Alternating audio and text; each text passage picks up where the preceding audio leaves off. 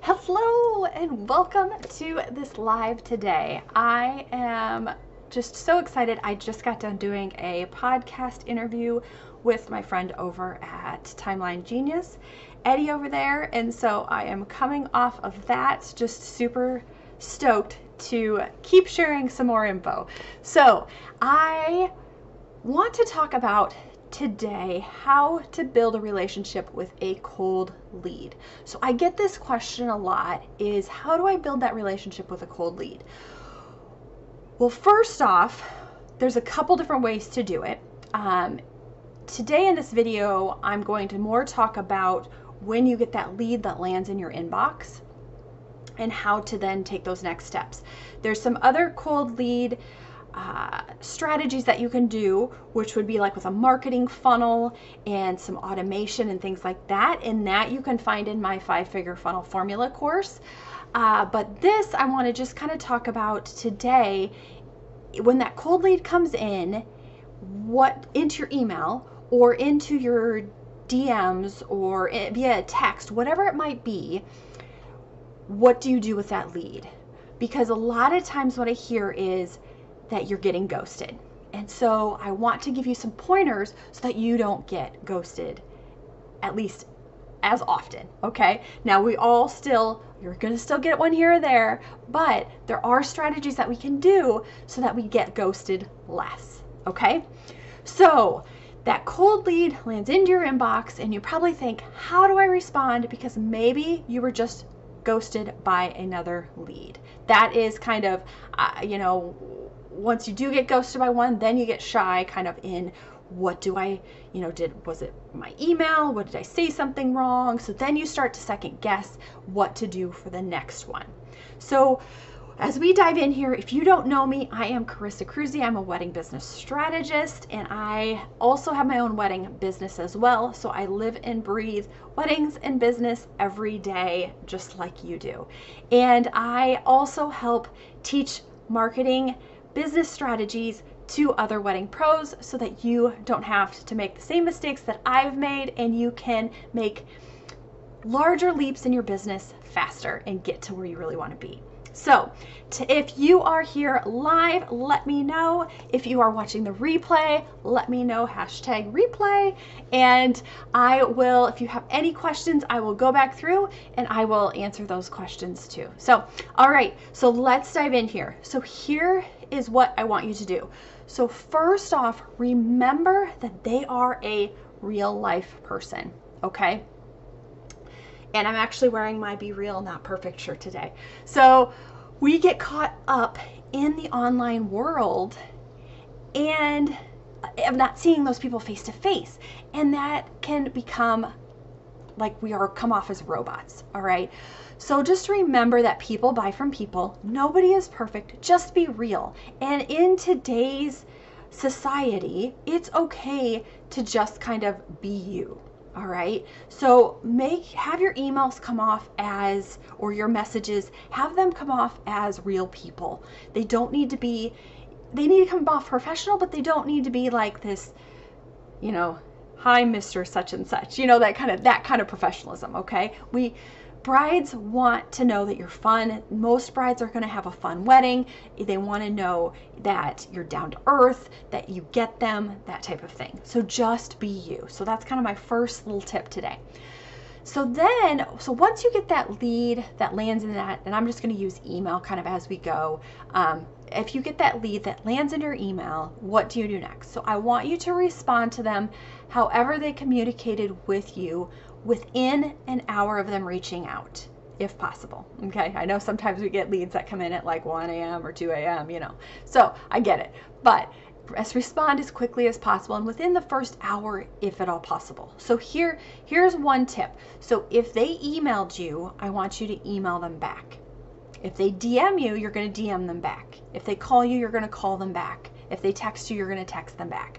So that is their preferred form of communication, and usually we don't want to make them uncomfortable and push too much until we build that rapport. So look at it that way. That's their favorite form or their the form that they want to communicate to you in. So we want to communicate back in that same form until we build a little bit more rapport. Then we can then, ask for that chat or whatever the next step would be for you. Number 2, in your response, I want you to show some excitement for them reaching out. Okay? So I love to use the word yay. Y-A-Y. All right? And I even say like, yay, great news, we have your date available. If they've given you your date, obviously. So it draws them in, it gives them that feel good, and even throw an emoji in there too, if that kind of resonates with who you are in your brand. So I want you to, again, stay true to you and who you are. So we next want to open up that line of communication. So I want you to ask an easy question that they don't have to think about.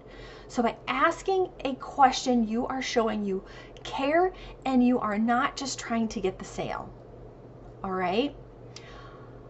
Because we do care. As wedding pros, we do care about our brides and couples, but a lot of times it comes off as salesy and we're just kind of, trying to get the sale and that kind of thing. So I want you to kind of set that aside, and I want you to really showcase, who you are, and, just that you really do, showcase that you care.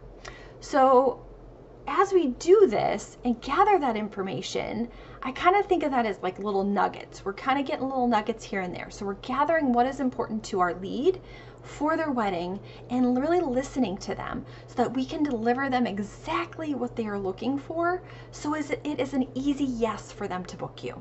Okay? We want it to be an easy yes. We don't want it to, we're not like trying to drag these people to book us and that kind of thing, because those are not probably our ideal clients.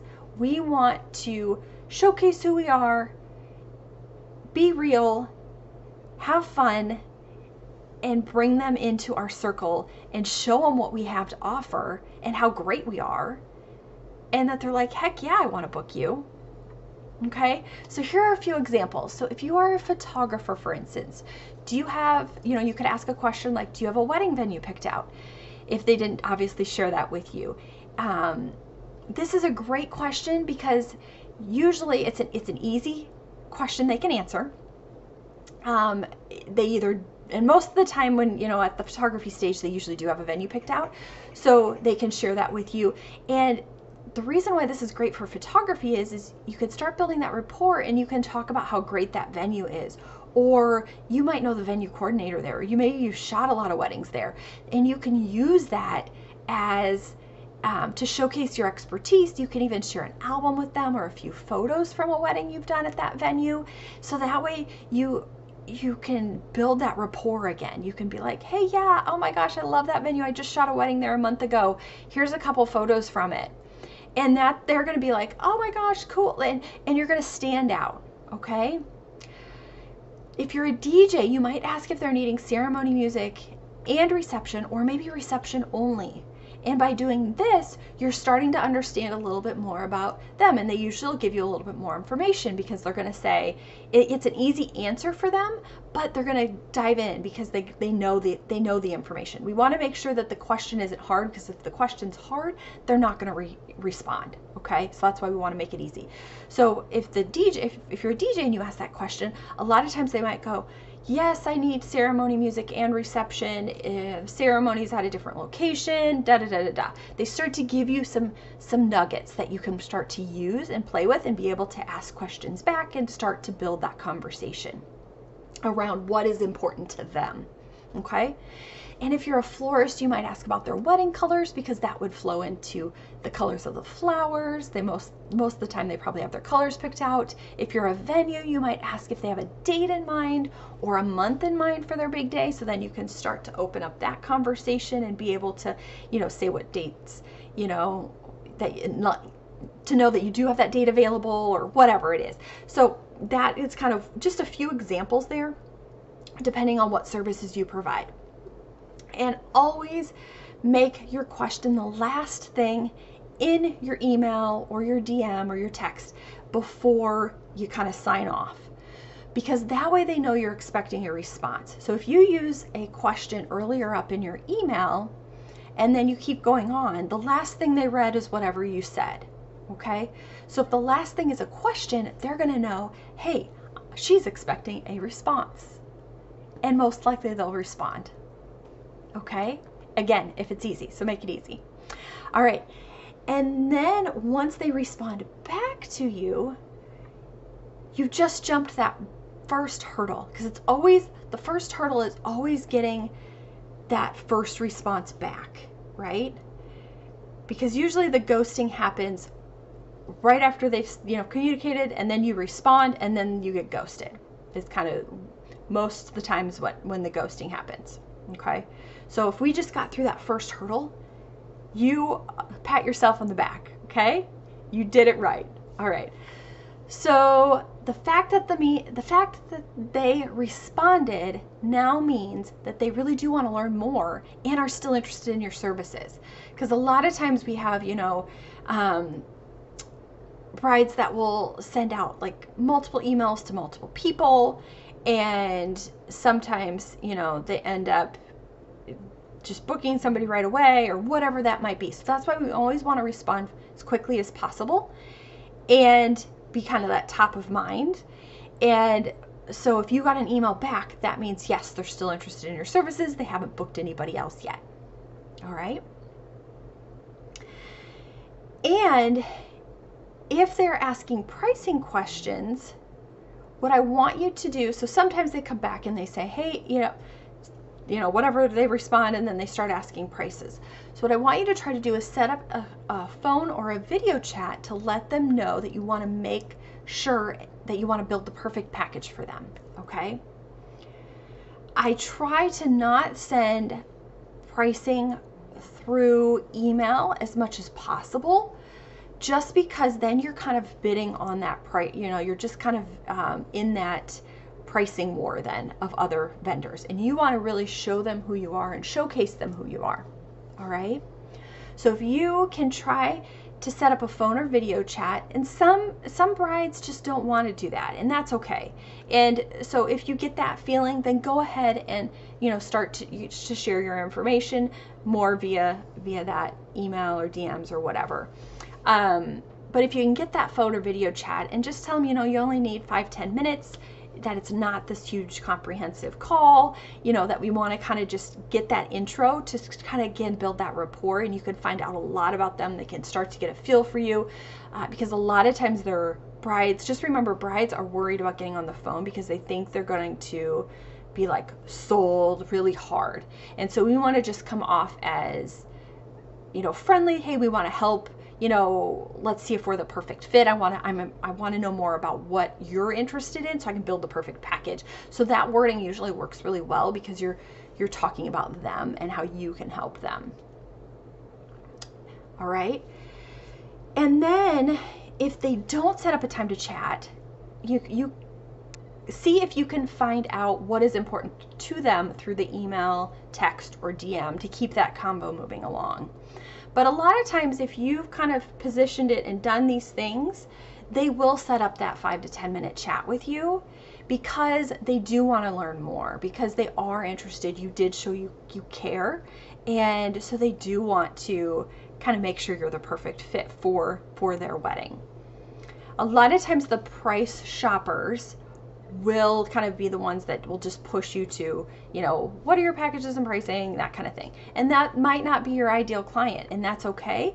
And within your whole different subject for the day, messaging and copywriting, within that will actually take you and start to bring in more of your ideal clients. But this is kind of, if you're struggling, with getting ghosted with your current leads you're getting into your inbox, this is kind of the steps I want you to take to try to stop that ghosting process and see if you can start converting some of those into chatting with you and learning more about you. All right.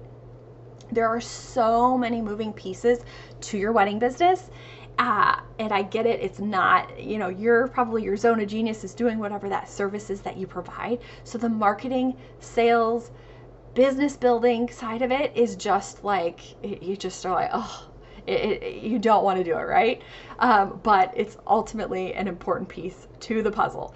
So if you are struggling with any type of, business building, marketing, strategies, funnels, any of that stuff as you are building your business, feel free to reach out to me. Let's chat via DM. I love talking anything weddings, marketing, businesses.